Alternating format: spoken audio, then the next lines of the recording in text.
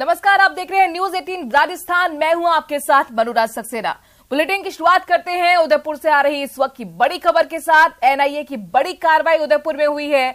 SDPI के जिला अध्यक्ष सोहेल खान को हिरासत में लिया गया है। दिल्ली में पीएफआई के मामले में ये दरअसल एफआईआर दर्ज हुई थी और इसमें कार्रवाई हुई है।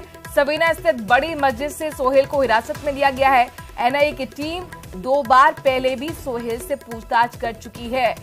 तो बड़ी खबर अपने दर्शकों को दे रहे हैं। एसडीपीआई के जिला अध्यक्ष सोहेल खान को हिरासत में लिया गया है। दिल्ली में पीएफआई के खिलाफ दर्ज मामलों में ये कार्रवाई हुई है। एनआईए की बड़ी कार्रवाई उदयपुर में देखने को मिली है, जहां पर एसडीपीआई के जिला अध्यक्ष सोहेल खान को एक बार फिर हिरासत में लिया गया है। दरअसल दिल्ली में पीएफआई के खिलाफ जो मामले दर्ज हुए थे उसमें ये कार्रवाई हुई है। सबीना स्थित बड़ी मस्जिद से सोहेल को हिरासत में लिया गया है। सोहेल को पहले भी लेकर पूछताछ एनआईए की टीम कर चुकी है। अगली बड़ी खबर उदयपुर से ही है, जहां पर एसीबी की बड़ी कार्रवाई देखने को मिली। डीएसपी जितेंद्र आंचलिया को हिरासत में लिया गया है। जमीन से जुड़े मामले में हुई कार्रवाई। सत्यापन के आधार पर मामला दर्ज किया गया था। एक एसआई पर भी रिश्वत मांगने का आरोप है। बड़ी खबर, एसीबी की बड़ी कार्रवाई हुई है। सत्यापन के आधार पर मामला दर्ज किया गया और इसके साथ ही एक एसआई पर भी रिश्वत मांगने का आरोप। डीएसपी जितेंद्र आंचलिया को हिरासत में लिया गया है। एसीबी की बड़ी कार्रवाई उदयपुर में देखने को मिली है।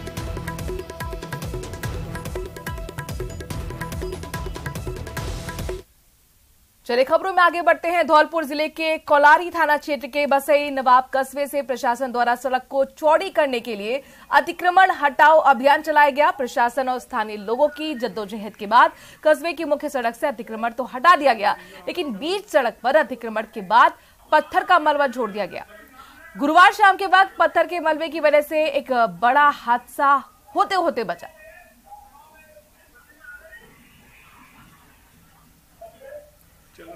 बहुचर्चित 200 करोड़ के महाठगी मामले में अपेक्षा ग्रुप महाठगी प्रकरण में एक और डायरेक्टर और 2000 का इनामी आरोपी गिरफ्तार हुआ है।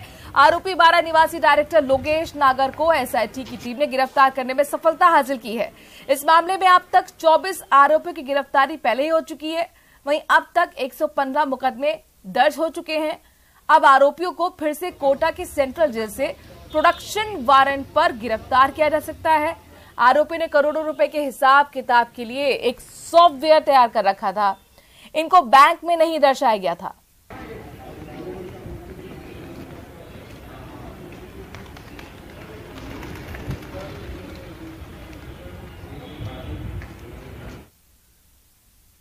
कोटा बिल्डिंग के 10वें माले से छलांग लगाकर कोचिंग छात्रा द्वारा सुसाइड करने के मामले में नया मोड़ आ गया है। परिजनों की शिकायत पर पुलिस ने दुष्कर्म, पॉस्को और आत्महत्या को उकसाने का मामला दर्ज किया है। परिजनों ने मां और उनके बेटे के खिलाफ मामला दर्ज करवाया है। मृतका के शव का पोस्टमार्टम कर परिजनों को सुपुर्द किया। मृतका के कब्जे से पुलिस ने एक और सुसाइड नोट भी बरामद किया था। मृतका ने परिजनों को गुड बाय लिखा था और फिर छलांग लगा दी थी। बच्चे के परिजन आए हैं और उन्होंने परिजन ने एक तहरीर दी है, जिसके आधार पर मुकदमा दर्ज कर लिया गया है। इसमें इन्होंने आरोप लगाया गलत काम बच्चे के साथ हुआ और साथ में प्रेशराइज किया गया, जिस वजह से बच्चे की मृत्यु होना बताया। किन किन धाराओं में प्रकरण दर्ज किया गया? 376 है एंड इसमें 376 में दर्ज किया। इसके आधार पर हमें अनुसंधान कर रहे हैं। मेडिकल बोर्ड से इसका पोस्टमार्टम कराया जा रहा है। वहीं सांसद किरोड़ीलाल मीणा ने पीएम मोदी के दौरे को लेकर पूरी ताकत झोंक रखी है। सांसद किरोड़ीलाल मीणा ने आज दौसा का दरअसल दर्जन भर जो कोचिंग्स थी उनके क्लासेस का दौरा किया और वहां कोचिंग छात्रों को प्रधानमंत्री की सभा के लिए आमंत्रित भी किया। इस दौरान सांसद किरोड़ीलाल मीणा एक ऑटो रिक्शा में सवार हुए। दौसा शहर की सड़कों पर जो भी मिला उसे उन्होंने पीले चावल दिए और सभा के लिए आमंत्रित किया। वहीं कोचिंग क्लासेस में भी वो ऑटो रिक्शा से ही पहुंचे थे। इसके बाद सांसद किरोड़ीलाल मीणा ग्रामीण क्षेत्रों का दौरा करने के लिए निकल पड़े और कई गांवों में जाकर लोगों को पीएम की जनसभा के लिए आमंत्रित किया। किरोड़ीलाल मीणा के इस कार्यक्रम का जायजा लिया है दौसा से हमारे संवाददाता आशीष शर्मा ने। 12 फरवरी को प्रधानमंत्री नरेंद्र मोदी दौसा आएंगे और उसको सभा को सफल बनाने के लिए सांसद किरोड़ीलाल मीणा दौरे पे निकले हुए हैं, कोचिंग क्लासेज में जा रहे हैं, गांव जा रहे हैं और इस ऑटो में बैठकर वो दौसा शहर में लोगों को आमंत्रित कर रहे हैं, पीले चावल बांट रहे हैं। और ये जो तस्वीरें आप देख सकते हो कि सांसद किरोड़ी लाल मीणा जैसे जैसे आगे बढ़ते जा रहे हैं उन लोगों को पीले चावल बांट रहे हैं कि भाई इस जो प्रधानमंत्री नरेंद्र मोदी की कल जो सभा होने वाली है 12 फरवरी को जो सभा होने वाली है उसके लिए सबको आमंत्रित कर रहे हैं। सांसद किरोड़ी लाल जी हमारे साथ हैं। धन्यवाद सर। किस तरह का लोगों को आमंत्रित कर रहे हो, क्या मैसेज दे रहे हो? देखो, कल तो मैं कोलवा बेल्ट में गया था जहाँ 17 ग्राम पंचायतों के प्रमुख लोग इकट्ठे थे। वहाँ से उन्होंने 30,000 की भीड़ लाने का कल घोषणा हुई है और आएंगे 30,000, क्योंकि वो धनावड़ जो वेस्ट एरिया उसके आसपास है। एक और बड़ी खबर का रुख करते हैं। बाड़मेर से ये बड़ी खबर है जहां पर जोधपुर हाईवे पर भीषण सड़क हादसा हुआ है। 2 कारों की यहां पर भिड़ंत हो गई है। 2 युवकों की इसमें मौत और 6 से ज्यादा लोग घायल, तो गंभीर घायलों को जोधपुर रेफर कर दिया गया है। बाड़मेर से जोधपुर परीक्षा देने जा रहे थे सभी लोग। बाड़मेर जोधपुर हाईवे के दुधवा के पास यह हादसा हुआ है। 2 गंभीर घायलों को जोधपुर रेफर किया गया है। 2 की मौत हो चुकी है। बाड़मेर से सड़क हादसे की खबर। बाड़मेर से जोधपुर परीक्षा देने के लिए सभी लोग जा रहे थे और बाड़मेर जोधपुर हाईवे के दुधवा के पास ये दर्दनाक सड़क हादसा हुआ। दरअसल 2 कारों की भिड़ंत हो गई और इसमें 2 लोगों की मौत, वहीं 2 लोग गंभीर रूप से घायल हुए हैं। उदयपुर में कालाजी गोराजी के पीएनबी बैंक में लॉकर में रखे नोटों में दीमक लगने से बैंक में हंगामा खड़ा हो गया। एक ग्राहक जब लॉकर में रखे हुए अपने पैसे लेने पहुंचा तो नोटों में दीमक लगी पाई। लॉकर में करीब 2,15,000 रुपए नकद थे, जिसमें दीमक लगने से सारे नोट खराब हो गए थे। और ऐसे में जब इस बात की जानकारी ग्राहक ने बैंक को दी तो बैंक ने एक बार तो इससे हाथ खड़े कर दिए, पल्ला झाड़ लिया। लेकिन जब पीड़ित ग्राहक और उसके साथी ने हंगामा किया तो बैंक नोट बदलने का आश्वासन देता है। दोपहर बाद बैंक ने सारे नोट बदलकर ग्राहक को लौटा भी दिए।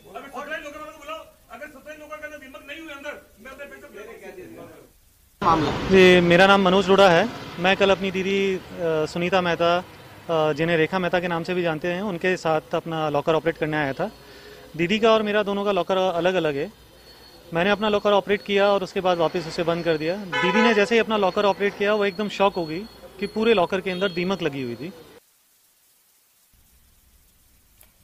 खबर जयपुर से है जहां कारोबारी से 50 लाख रुपए की रंगदारी मामले में पुलिस ने एक हार्डकोर बदमाश कपिल शर्मा को गिरफ्तार कर लिया है। ये बदमाश लॉरेंस के खास शूटर संपत नेहरा का गुर्गा है। पुलिस के मुताबिक आरोपी कपिल शर्मा पंजाब के सिंगर सिद्धू मूसेवाला हत्याकांड के अलावा राजू गढ़वाल हत्याकांड में भी आरोपी रहा है। उसके खिलाफ 6 केस दर्ज है।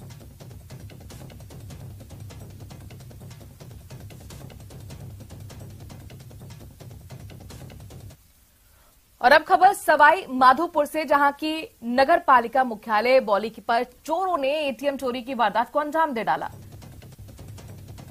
चोरों ने निवाई रोड स्थित एसबीआई बैंक का एटीएम उखाड़ लिया और मौके से फरार हो गए। एटीएम में लगभग 8 लाख की नकदी मौजूद थी। सूचना के बाद पुलिस की अलग अलग टीम मौके पर पहुंची, मौके का मुआयना कर फिलहाल पुलिस चोरों की तलाश में जुटी हुई है। यहाँ आने के बाद हमने देखा कि एटीएम यहाँ से गायब है और एटीएम को यहाँ गाड़ी लगकर टायरों की वो निशान बने हुए हैं और उन्होंने बांध करके खींचा है या ऐसे उखाड़ा गया है एटीएम को। अच्छा, कितना अमाउंट था सर उसमें? 7,81,000 के लगभग। खबर झुंझुनू से है जहां पर राइट टू हेल्थ बिल का लगातार विरोध चल रहा है। चिकित्सक संघ द्वारा आज भी बीडीके अस्पताल से लेकर शहीद स्मारक तक बिल के विरोध में मार्च निकाला गया। वहीं बिल के विरोध में आज 2 घंटे तक ओपीडी का बहिष्कार भी किया गया। चिकित्सकों के मुताबिक जिस तरीके से इस बिल को सौंपा जा रहा है वो गलत है और बिल के विरोध में कल संपूर्ण कार्य का बहिष्कार करने का भी निजी चिकित्सक संघ द्वारा आह्वान किया गया है। साथ ही बताया कि बिल के विरोध में कल निजी चिकित्सक जयपुर कूच भी करेंगे।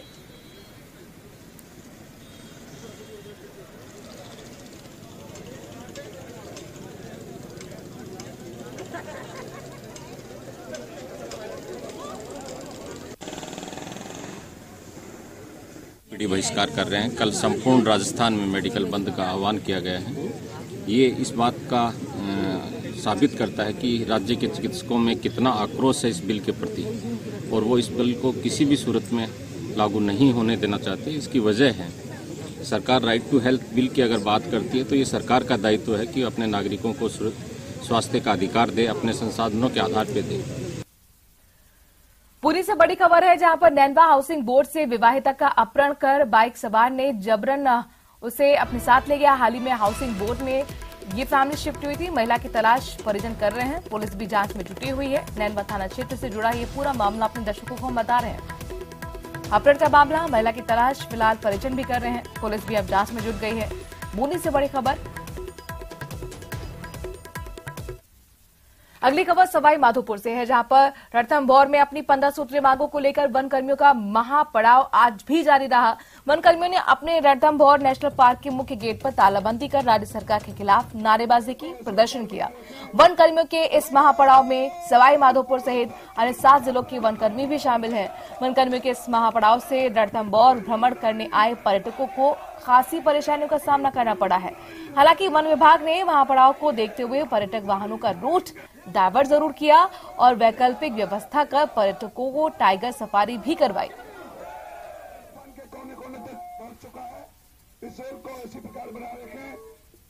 हमारी मांगे जब तक हमारी सरकार नहीं सुनेगी तब तक एक जारी रहेगा।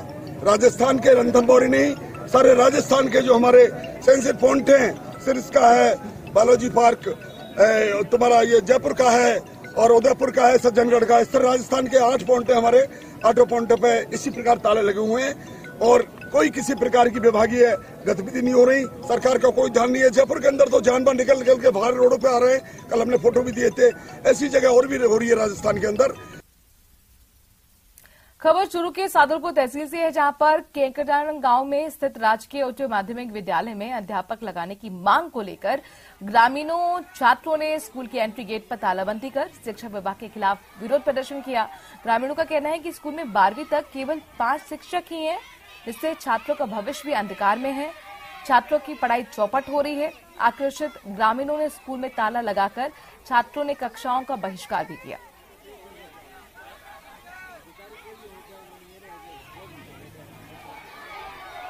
ग्राम पंचायत कांदन में राजकीय उच्च माध्यमिक विद्यालय कांदन स्टाफ की कमी होने के कारण एसडीएम को 6 तारीख को ज्ञापन दिया गया था।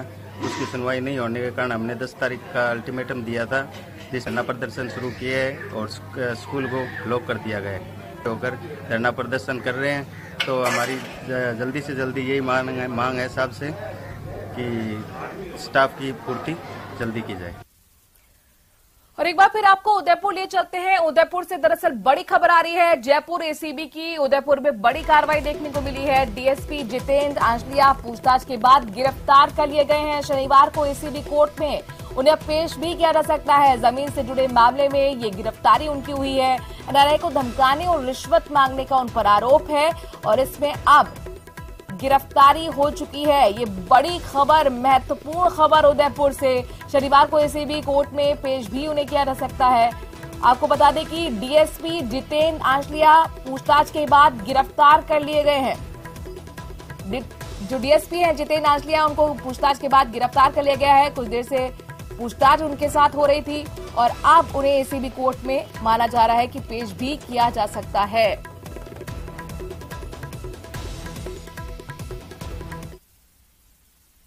खबर टोंक से है जहां शहर के डाइट रोड के समीप बस्ती में रहने वाली 8 वर्षीय युवक ने संचार आवास के खाली पड़े क्वार्टर में आत्महत्या कर ली। संचार घर के कर्मचारी ने जब युवक को लटकता देखा तो पुलिस को सूचना दी।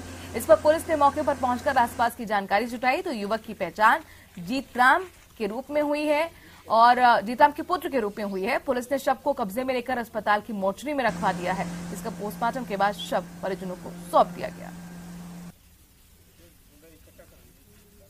कल शाम को लगभग 5 बजे सूचना मिली थी कि कोई लड़का संप्रेषण गृह के पास डाइट रोड में आंगनबाड़ी के क्वार्टरों में रस्सी से लटका हुआ। इस सूचना पर थाना अधिकारी महोदय हम पहुंचे थे। वहां से उच्च अधिकारियों को निवेदन किया गया। सीओ साहब पहुंचे, एफएसएल टीम को बुलाया गया, फोटोग्राफी वगैरह कराई गई। आसपास पता गया तो उसकी परिजन आए, उन्होंने पहचान की। जो टोंक जिले के टोडराय सिंह में खेत में एक शख्स का अधजला शव मिलने से सनसनी फैल गई। गोल्डी गांव में मिले अजले शव की जानकारी मिलते ही परिजनों ने टोडराय सिंह पुलिस को जानकारी दी।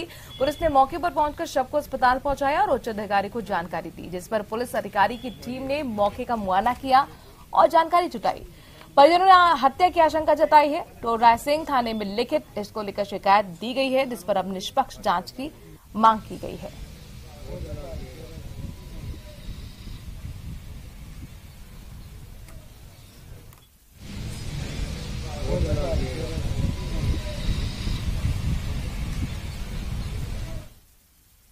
खबर अलवर से, जहां पर एक माता पिता की लापरवाही उनके ही बच्चे की जान के लिए आफत बन गई। दरअसल टप्पूकड़ा इलाके में 5 साल का एक बच्चा छत से गिरकर गंभीर रूप से घायल हो गया। बच्चे के सिर में माइनर फ्रैक्चर आए हैं। इसके अलावा उसकी आंख और शरीर के अन्य हिस्सों में भी गंभीर चोटें आई हैं। शुरुआती इलाज के बाद बच्चे को अलवर के सरकारी हॉस्पिटल में रेफर कर दिया गया है। जानकारी के मुताबिक हादसे के वक्त बच्चे के माता पिता नौकरी करने गए थे। इस दौरान अपनी 8 साल की बहन के साथ छत पर ये बच्चा अकेला खेल रहा था कि तभी हादसा हुआ। भाई हम लोग तो कंपनी थे, जो है कंपनी काम कर रहे थे, वहाँ शायद ये कहाँ से कितनी ऊंचाई से गिर गया ये नहीं मालूम। अच्छा, हाँ। क्या नाम है बच्चे का, कितनी उम्र है? अरे उम्र है 5 साल, सादान नाम है। अच्छा, तो ये खेल रहा था छत पे, जैसे पता चला खेलते खेलते चोट लगी, इसके गिर गया नीचे। हाँ, अब वहाँ पर रहने वाले हम लोग को बताया, भाई हम लोग तो थे नहीं वहाँ पे। अच्छा, हम लोग ड्यूटी करने वाले, माँ भी ड्यूटी कर रही है, हम भी ड्यूटी कर रहे थे। धौलपुर में पीएनबी बैंक में हुई लूट की वारदात के बाद बदमाशों को पकड़वाने में 2 ग्रामीणों का अहम योगदान रहा है। एसपी धर्मेश सिंह ने लूट के मामले में बदमाशों को पकड़वाने में मदद करने वाले दोनों युवकों को सम्मानित किया। एसपी ने बताया कि लूट करने के बाद बदमाश बाइक लेकर भाग रहे थे। इसी दौरान विंतीपुरा गांव के रहने वाले युवक मान सिंह और प्रदीप ने जान की परवाह न करते हुए बदमाशों के पीछे बाइक लगा दी, जिनकी मदद से पुलिस बदमाशों तक पहुंच भी गई, जहां मुठभेड़ के बाद 3 बदमाशों को पुलिस ने मौके से पकड़ लिया। इन दोनों युवकों का एसपी धर्मेश सिंह ने सम्मान किया है।